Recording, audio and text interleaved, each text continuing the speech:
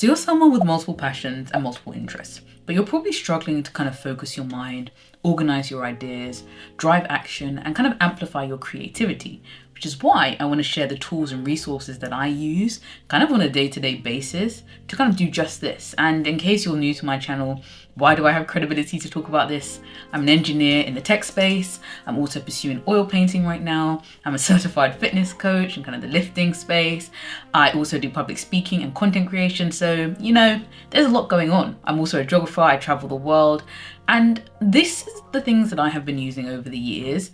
And, you know, it's always a work in progress to get me where I am now, help me stay on track and also progress, become more proficient in these things and enjoy the passions and the interests that I have. So in this video, I'm not only going to share the tools and the resources that I use, but also how I use them, right? How I use them effectively to kind of drive the action and the outcomes that I want. So I actually want to start off with something that is very high impact, and it's effectively my base of operations, if you'd like, or my ground zero, and that's Notion. And you've probably heard of Notion, and if you haven't, how do I explain it? It is a system for you to effectively customize to whatever you need, whatever you want, in form of organization, in form of working with others if you're using it as part of a team.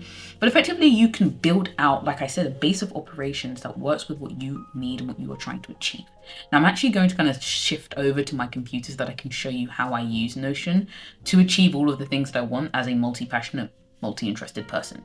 Multi-passionate is what we're calling it from now on. So there are multiple ways that I actually use Notion. There's a high-level overview that I get from it in terms of like my week or the projects that I'm working on. And then there's more specific things I can drill into in terms of those passions and interests, right? If it's my career and my engineering, my tech, my coding things, or if it's my art, or if it's my content creation, right? And we'll kind of dive into these, but let's start off with the high level stuff. So you can see here that I have a weekly check-in, which is where I'm almost creating my task list. And I also have a reoccurring set of tasks, which I can open up. For example, if it's a YouTube video, I know I'm gonna need to record every time, edit, and I can just kind of copy and paste these in instead of like redoing this every single time, which is another brilliant thing about Notion. If you don't know, you can create templates and things like this where you can copy and paste them in, which is very good when you just need some structure because you're already a multi-passionate person. You've already got lots of things going on. So if you can template a lot of things, at least that is kind of removed or abstracted away from you. I have that, but I also have things like my habit tracker. Right, so if there are things that I'm trying to do recurrently in a period, like water, whether it's gym, whether it's journaling, whether it's to do with content, I can also track that as the week goes on. There's some other things that I have that are more specific to the things that I do, but I kind of just want to give you a feel for how you can track at a high level what is going on with Notion. More interestingly, I've started using something called projects and tasks, and I don't have all of them here because, you know, I'm not trying to actually expose my whole life, but projects and tasks are a very powerful thing because things can be interlinked and you can kind of see progress as well. So what are these? Well, as you could expect, projects are like the high level things that you're working on. So something like a painting, for example, or events that I'm trying to set up, or maybe I'm trying to do something with my YouTube right now, like kind of reconfiguring things. So you can kind of have these high level projects that are then made up of tasks. Right? But you can also see how you're progressing through that project or even through that task. So if I open up this thing for the Mykonos painting, right? I'm wanting to start a painting based on a reference picture I took when I was in Mykonos a few weeks ago. And so there's several things and tasks that are attributed to this or that link to this, like I need to pick a reference photo from all the ones that I have. I need to sketch the painting, for example, like in terms of getting in my sketchbook and seeing how this will form. But I also have to do things like the underpainting and the main painting. Then afterwards, I might want to take a picture of it in order to put on Instagram. And so I can kind of like create these set of tasks and actually track them to do with my project, which is very, very useful. And like I said, this is something that I've just started to incorporate a little bit more, but I like it a lot. And it can be attributed to anything, any project that you have, right? Like I have, for example, the one where I was talking about with YouTube and my reconfiguration of my YouTube and some of the tasks that I have done, like creating a new banner that aligns with the things that I want to talk about more, or planning content and so forth. And then you can drill down and again, even create templates for each of these tasks. I don't want this to turn too much into a Notion only video, but I just want you to see how powerful Notion can be. I can also have a multitude of ideas in different phases, right? Like if I've just started out the idea. It's just in my head, right? And I haven't yet fleshed it out. I can just jot it down into the ideas list, right, into this board. But like, you can have different phases. So maybe it's in the idea phase or idea 2.0, as I have writing in progress, recorded, edited, whatever these statuses are. And you can just organize your ideas and where you were at with something like this. And then again, drill deeper into them where you have more specific information. Like I have a video template, which says, you know, I have the thumbnail, the set of title ideas that I may have, then I have the body and the structure and things like that. But like I said, I'm not just a content creator, right? So I use it for my finances, which is slightly not linked to passions and interests, but without money, I can't do things. So there's my entrepreneurship one, which links to things like I've built out a course, which I had this whole separate notion for, which was really, really powerful around SRE. Yeah, I have career planning. I have my travel central one, because like I said, I also travel a lot. And I can have things like my packing list, but also like the trips that I'm planning. It's so cool to have this in all like just one location. And you can use this and craft it into what you need, right? Because you may have a different set of ideas or a different set of passions and interests that you are trying to track, action that you are trying to track, projects that you're working on. Use this. But let's talk a little bit more about note-taking more generally, because I think there are 3 other ways that I take notes. And it sounds like overkill, but there are different reasons why I use different resources. The first is the Notes app, right? The reason for this is ease. I'm not always going to be able to open up Notion, and sometimes if I'm on my phone, I don't enjoy using the app as much on my phone as I do on my desktop. I find it a little bit finicky. The Notes app is easy on my phone, like I use an iPhone. I quickly open it up if I have an idea, if I'm on the train, if I am just sitting somewhere from a cafe and an idea pops to my head, I need to be able to write that down quickly, right? There's this idea that don't rely on your memory when you have particular ideas, because as amazing as the human mind is, our memory does falter. So like, you want to get ideas down as quickly as possible. So I will just quickly open up that and note things down. Perfect, boom, no complications. Later on, I will transfer that stuff into Notion, right? Like for example, if I had an idea for a video, boom, put it into the ideas later on. The next way I use, and it's a rather archaic way, is I still like writing on paper, which I know, weird, odd, but I cannot shift or shape this need sometimes to write things down. And I mean, there are a number of ways that, you know, people who've studied this think that writing things down helps with memory and helps with ideation and creativity. But sometimes I genuinely have this urge that I can't shake. Like typing doesn't fulfill the need that I have in that moment, which is why I always have a notepad on my desk personally. And I'm using like this is one that I have right now. It's a relatively new one because I actually use mine. Like I actually use my notes and my notepads, fill them up and then need new ones. And then again, I do have to transfer them. It's okay for me. What I get sometimes from writing them down is worth me then having to say just transferring them onto whatever Notion template or Notion, you know, subsection that I'm working on. And I actually believe so much in like the whole writing thing that I actually bought the Remarkable, which is supposed to be like a digital version of a notepad. Now I'm going to be completely honest with you.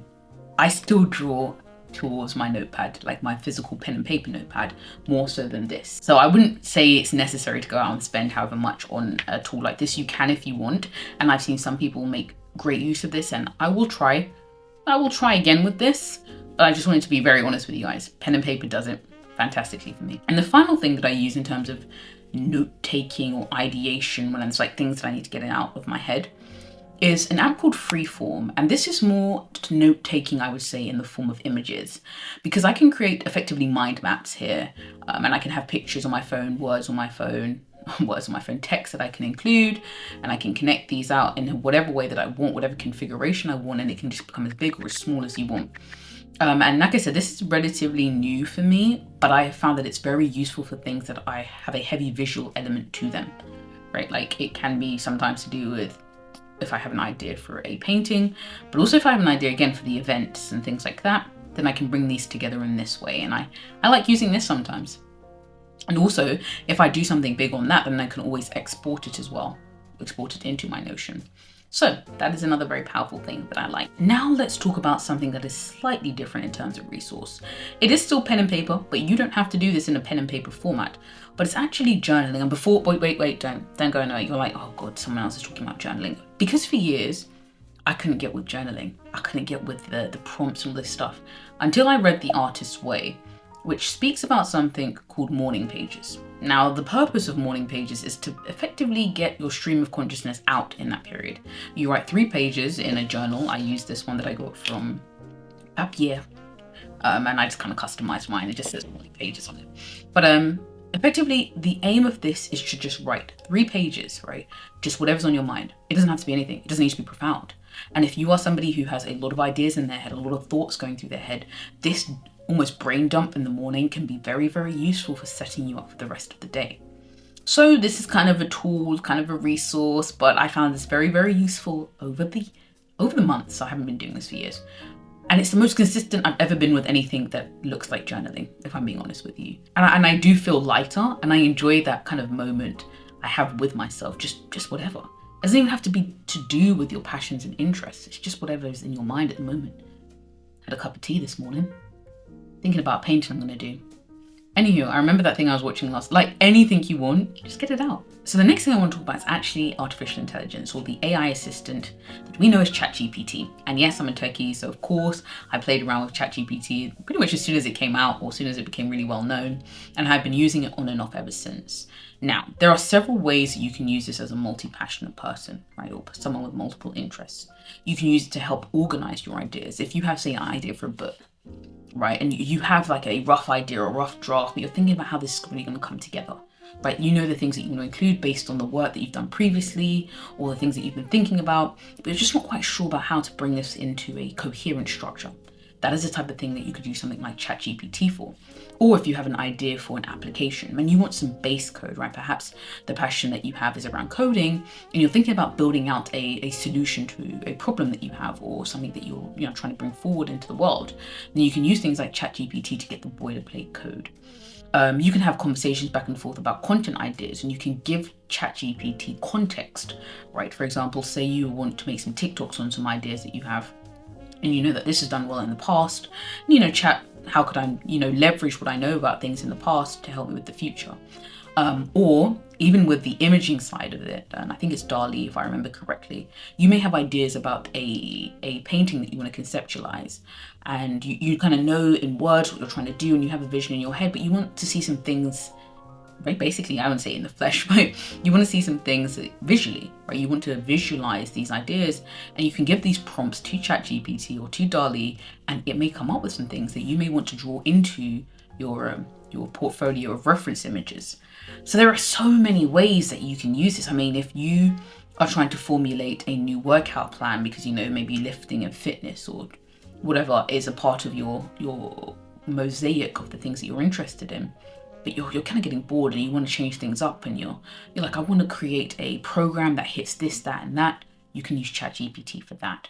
I could keep going on and on about the ways that you could use ChatGPT as a multi-passionate, multi-interested person, but we would literally be here all day, right? We would be here all day. So I just want you to know that this is something that I've used. I don't always use it. Sometimes I find that it is limited in how much it can help me. Other times it's exceptionally useful. Next, let's talk about the category of inspiration. And this is where I think I want to talk about social media. And I know social media has a bad rap right now and everybody's leaving social media, and so many things with social media we could talk about. But it still remains an amazing source of inspiration.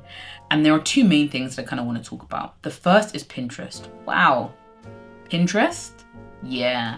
That might be one of the most important apps, like in terms of inspiration for a range of things, especially things that have a visual element to them. So for example, I have used them in terms of paintings and ideas for paintings that I have. I've used them in the past when I wanted to build out an application, and I was thinking about how I wanted this application to look based on certain kind of design principles or ideas I had about color schemes. Again, whatever it is that you are trying to achieve, perhaps it's an aesthetic to do with your thumbnails, right?